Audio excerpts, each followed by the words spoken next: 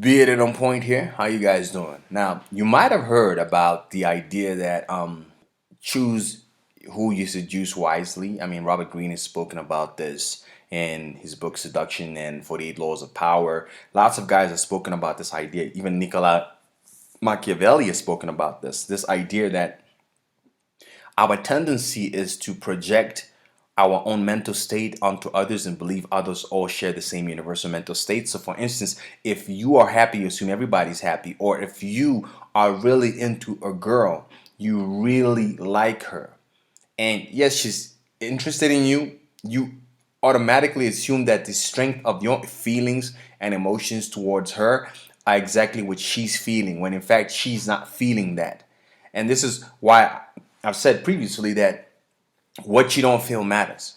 No, how much you love that person doesn't matter. How you feel about that person doesn't matter. What you should be more focused on and understanding is how that person feels about you. That's the only focus point. Yes, I like this person and I want this person in my life, but it means nothing if I don't know and what this person feels, and I'm not eliciting the feelings I want this person to have or that are required for this person to have in order to like me back. That is the most important aspect of it. If a person you are attracted to is not attracted to you, excited and interested in you, there is nothing there. It's like a chemical reaction.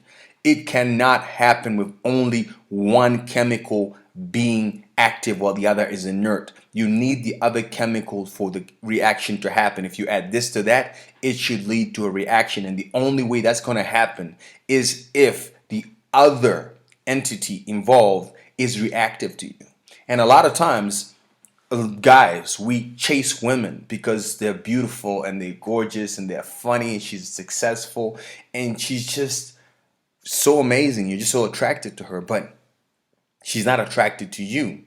And unfortunately, a lot of us have never been taught or told or educated or programmed to understand that if a woman does not desire you, if a girl does not respond to your text messages, to your phone calls, to you trying to talk to her, she's disrespectful, she's rude, she's whatever, that is the proof that this person is not interested in you. And what you should rather do is not waste your time talking to them or trying to get their attention or trying to text them, trying to call them, trying to get them to come around.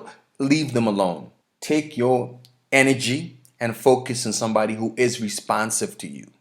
There is no fun in meeting a gorgeous person that you really want and they treat you like crap, like you're unimportant, you're uninteresting, you're unexciting, you have no value. You would rather spend your time on finding somebody equally beautiful, equally interesting, equally successful, and who you equally gel with that is reactive. And that is really the name of the game. The name of the game is to find somebody who does react to you, who is responsive to you, who gives you the return on your time and attention investment worthy of you putting your time into that. If the person is not excited and texting you back, calling you back, sleeping over, wanting to be with you, there's nothing there. Okay? This also means you got to be careful of people who just want attention when nobody else is giving them attention, and that's when they're around you. They call you or text you up when nobody else is giving them attention, but the minute somebody who they really want to get attention from gives them attention, they disappear on you, or they keep you as a backup in case the other people that they really want disappoint them or never give them what they want. And that's not something you want to be. Don't ever put yourself in that position.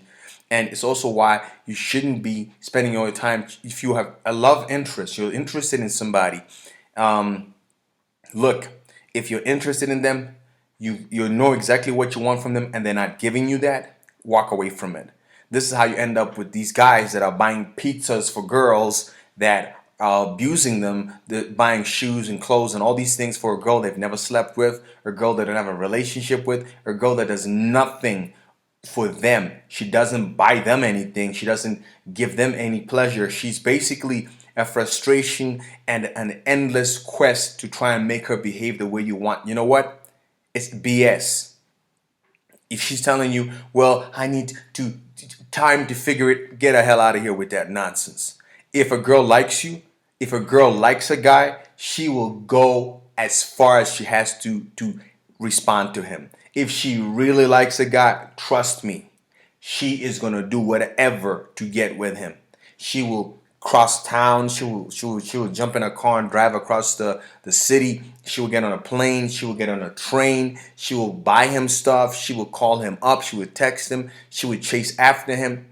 That is what women do. I mean, I've seen girls where with me, you could be dating her and she's never displays a certain level of energy, and suddenly she gets hooked by some guy. And the amount of energy and time she's spending chasing after that guy and reacting to that guy, you're like, wow, this girl wouldn't even cross like 5 streets from me to come see me.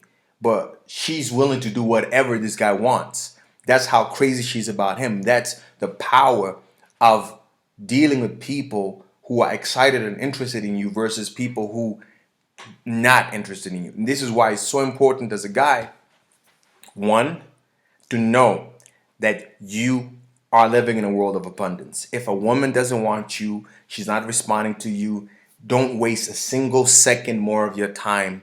Focus yourself on finding a woman who is interested in you, because there are a fantastic number of women in your country, in your city, on your continent, around the world, who you can communicate and connect with. And those are the people you should spend your time on, not wasting time with somebody who's not interested in you. That's the first thing you got to realize. Two, you got to have standards that, look, if you're not going to give me what I'm looking for in a relationship or whatever it is, I'm not going to spend any of my energy and time on this. You should never do that. Never spend time on somebody who's not willing to give you what you're looking for. It is a waste of your energy, and it's only going to lead to pain for you. So don't go there.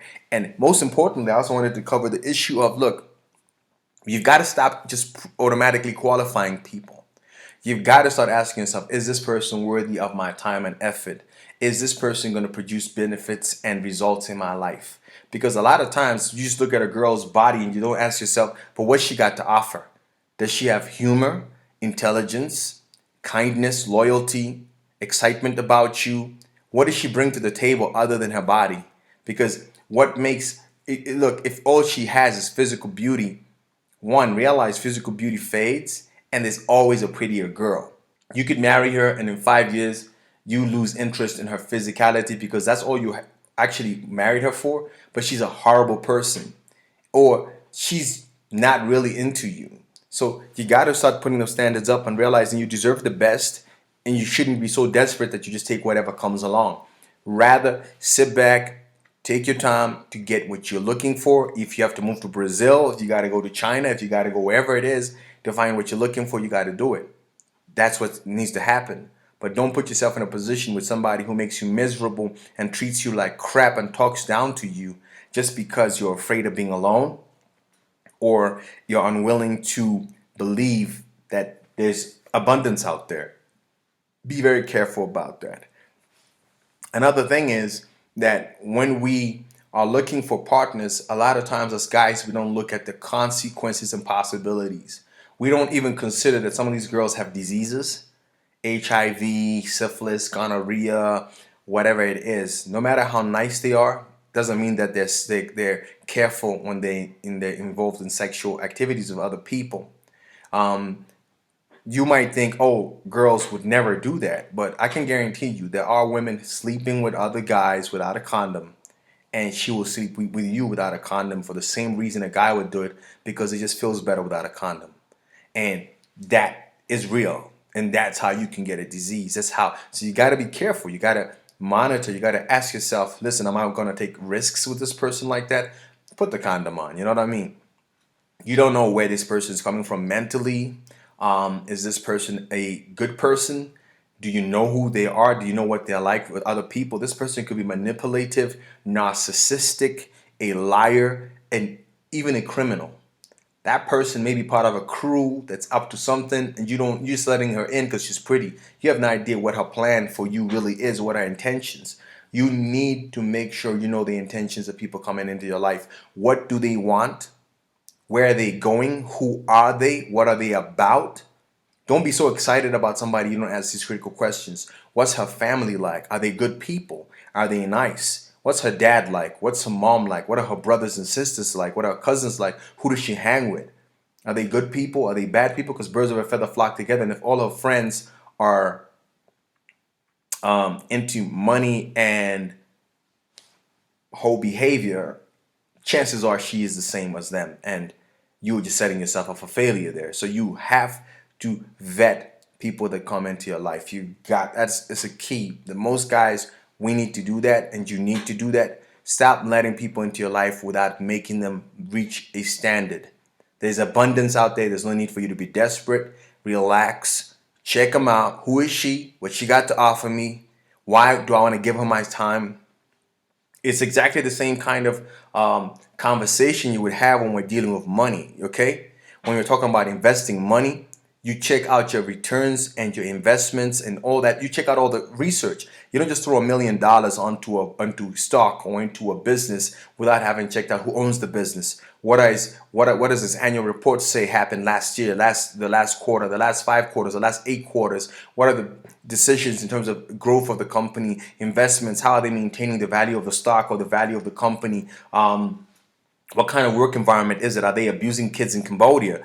You check all that stuff when investing money because you don't want to lose your money and you don't want to waste your time. An investment should not take so much energy from you that it actually is a negative return. Because if an investment is not returning good money at a limited amount of energy spend, it's not an investment. If you have to spend every day of your life stressing about that investment, trying to figure out what's going on and putting so much energy into it, it's just supposed to be an investment that is separate from your 9 to 5, that is separate from your other businesses. You've made a bad investment, it's taking up too much of your time, and it better be worth it, or go find an investment based on opportunity costs that can produce far more returns in terms of the amount of energy you don't have to put in terms of the amount of returns you get for the same amount.